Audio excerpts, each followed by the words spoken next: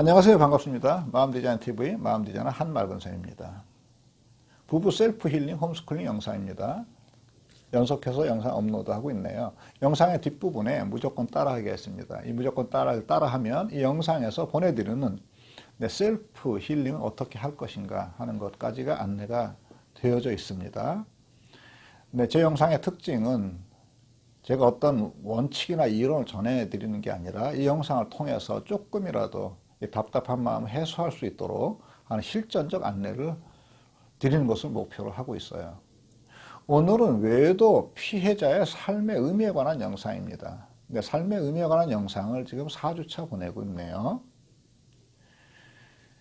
네, 어느 분이 영상의 뒷부분에 이런 댓글을 달아왔습니다. 나는 배우자에게 5%의 믿음도 없어요. 어떻게 하죠? 네, 이렇게 우울한 마음을 댓글로 올리셨어요. 그 영상이 뭐였었냐면, 제가 이런 영상 중에 이런 믿음에 관한 영상을 한번 다루면서 이렇게 이야기한 적이 있습니다. 자, 배우자가 나하고 잘 지내기로 약속하고, 앞으로 이런 일 다시 없도록 재발 방지 약속했다 하더라도, 우리는 아마 95%의 신뢰 수준에 살아가게 될 겁니다. 이렇게 이야기했어요. 그리고 95%의 신뢰 수준에 살아가도 우리는 삶을 우리 스스로가 주인이 돼서 살아갈 수 있는 길이 있다. 이렇게 말씀을 드렸어요. 그분이 그 영상의 댓글에 나는 배우자에게 5%의 믿음도 없어요. 어떻게 하죠? 네, 이렇게 짤막한 우울한 댓글을 올리셨어요. 어떻게 해서라도 이 물음에 어떤 방식으로라도 대답을 해야 되지 않나 하는 마음이 들었습니다. 이 영상은 그 댓글에 대한 영상이에요. 여기서부터 그럼 우리는 출발해야 되지 싶어요. 우리 인간은 다른 생명과는 다른 존재 양식을 가지고 있어요. 다른 생명과는 다른 존재 양식을 가지고 있다고요. 한번 볼까요? 다른 생명, 한번 꿀벌을 한번 보도록 하겠습니다. 살아있는 꿀벌들은 그죠, 생존과 안전 그리고 대를 잇기 위해서 생명을 영위하죠. 치열합니다.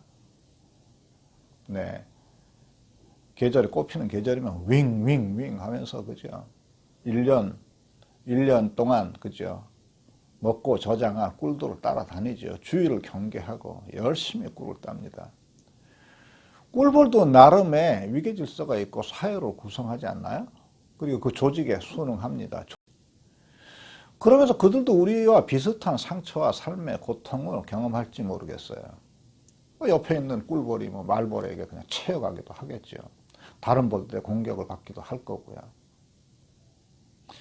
예, 우리는 그런 꿀벌들의 삶을 이렇게 우리가 관찰하면서 그런 꿀벌들의 활동을 지켜보면서 생명, 존재의 경외감을 느끼기도 하죠. 자, 그런데요, 인간이 꿀벌들의 생존 활동에서 생명 살아있음의 경외감을 느낀다 해서 꿀벌들 스스로가 자신과 자신의 삶의 의미를 스스로 품고 살아가는 것처럼 보이지는 않아요. 생존 본능과 삶의 의미는 전혀 다른 것이거든요. 그들은 그냥 유전자에 기록된 생존과 번영의 법칙을 따르는 것으로 그냥 보인답니다. 우리가 꿀벌들이 이렇게 살아가는 걸 볼 때, 그 꿀벌들의 과거, 현재, 미래를 관통하는 하나의 삶의 삶을 의미로 스토리텔링화하는 의미 사슬이 있는 것처럼 보이지는 않는다는 뜻이에요. 꿀벌들도 그들의 일을 마치고 언젠간 죽습니다. 그들도 많은 부담을 지고 고통도 당하고 상처도 입지만 꿀벌들이 죽으면서 내 삶의 의미가 있었어, 내 삶의 가치가 있었어 하고 자신의 삶에 의미를 부여하는 것 같지는 않아 보인다고요. 인간은 다르죠. 존재 방식이 다릅니다. 우리도 꿀벌처럼 일하고 관계하고 사회 속에 녹아들고 관계를 맺습니다. 그러나 인간은 생존과 안전만을 위해서 살아가는 것 같지는 않아요. 인간에게는 삶을 유지하는 이유 혹은 의미가 꼭 존재합니다. 그리고 그 삶의 의미는 인간의 삶에서 겪는 수많은 고통과 고뇌, 배신, 상처, 실패를 의미로 변형시켜 주죠. 이것이 꿀벌과 인간의 존재의 본질적 차이죠. 네, 제가 이렇게 말은 이렇게 어렵게 하지만 이 영상을 보시는 모든 시청자분도 이런 경험이 있으실 겁니다. 자신이 살아왔던 삶에 쭉 살았던 삶에 보면서 그 옛날의 어떤 실패나 좌절을 회상하면서 그것을 극복했던 기억을 떠올리면서 그때는 정말 세상이 끝나는 줄 알았어. 근데 지금 돌이켜보면 그 실패는 지금의 나를 있게 한 정말 소중한 원동력이었어. 근데 이렇게 이야기하면서 과거의 실패를 지금의 나를 있게 한 의미로 변형을 시키죠. 그래서 과거의 실패를 있을 만한 일로 만든다고요. 자신의 상처, 고통, 갈등, 실패를 삶의 의미로 만드는 동력으로 삼는다고요. 이게 인간 외의 다른 동물에게서는 찾아볼 수 없는 삶의 의미죠. 그런데요, 배우자의 외도로 심리적인 사망을 경험하는 피해 배우자들은 지금 자신이 경험하는 배신감과 자책감, 자존감 저하를 자신과 자신의 삶 전체로 확대하지요. 근데 이걸 삶의 의미 면에서 보면 피해 배우자는 지금 이 순간 자기 존재의 의미, 삶의 의미 자체를 잊어버리게 되는 거죠. 지금 삶의 의미가 없는 삶 속에 놓여 있는 겁니다. 그런데요, 우리가 한 인간으로 살아있게 하는 것은 언제든지 보면 그 삶의 의미가 내 삶의 무게를 지탱할 수 있도록 도와주곤 했어요. 그래서 우리는 내 삶의 의미를 내 내면에서 발견해내야 되는 거죠.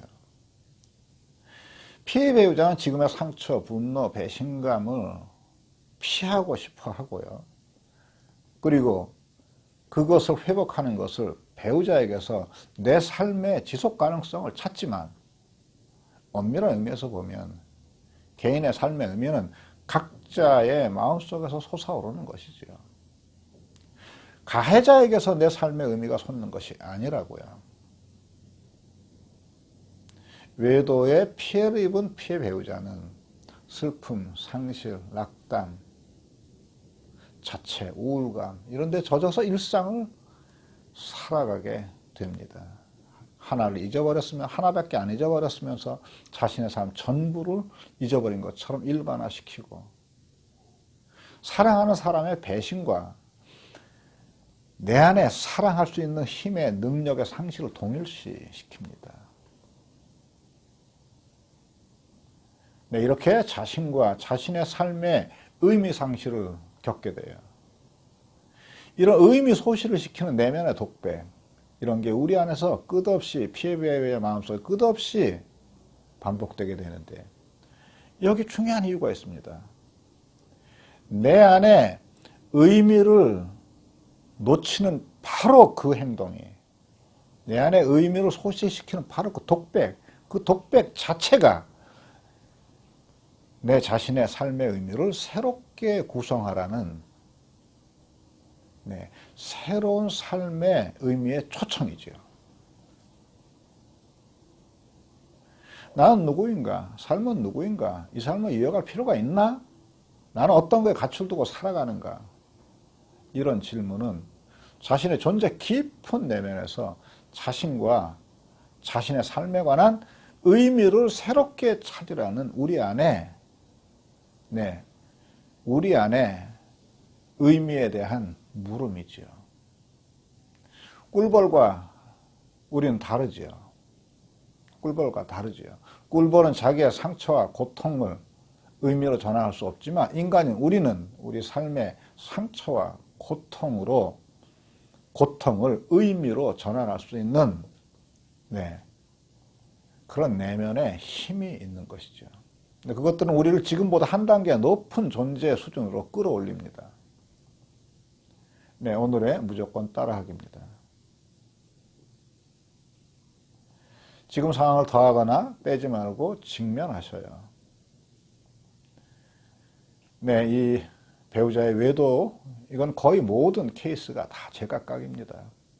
외도가 일어나는 상황도 다르고, 종류도 다르고, 지속시간도 다르고, 네, 그것을 일으킨 욕구도 다르고, 특히 그것을 대하는 부부의 태도가 전부 다르죠.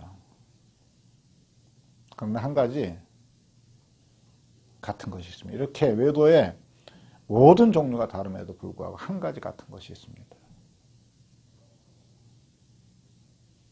그거는 피해 배우자 우리 모두의 가슴 안에 자신과 자신의 삶에 대한 의미를 만드는 침묵의 공간이 있다는 거예요. 우리에게는 영원히 변치 않는 침묵의 의미의 공간이 있는 겁니다. 내 침묵의 의미의 공간에 내가 머무르려면 나를 괴롭히고 나를 왜소화시키는 내 외도에 관한 자기 비하의 독백에 동의하지 마십시오. 자기를 비하하고 자기를 좌절시키고 실패감을 주고 하는 내 독백, 스스로의 독백에 동의하지 마십시오. 이걸 동의해주면 침묵의 의미의 공간이 사라집니다. 외도에 관한 내면의 모든 독백을 멈추셔요.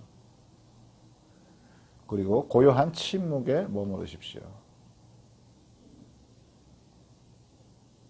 그러면 침묵의 공간에서 자기에 관한, 자신의 삶에 관한 새로운 의미가 솟아납니다. 근데 이 권고가 냉엄하고 차갑다는 걸 너무 잘 압니다. 따뜻하지 않다는 걸 너무 잘 알아요. 그래도 냉엄함과 이 차가움 너머에 고요한 침묵에 이르십시오. 그리고 그곳에서 드러난 의미 공간에 머무르십시오. 그리고 스스로에게 질문하십시오. 나의 외부, 세상, 배우자, 여기서 내가 무엇을 기대할 것이냐, 이게 아니라 나의 외부, 세상, 나를 둘러싸고 있는 것은 도대체 나에게 무엇을 요구하는가? 나에게 어떤 의미를 요구하는가? 이런 것으로 자신의 내면의 질문을 바꾸십시오. 네, 고요한 침묵의 의미 공간을 꼭 만나시기를 빌겠습니다. 네, 오늘 여기까지 하도록 하겠습니다. 네, 감사합니다.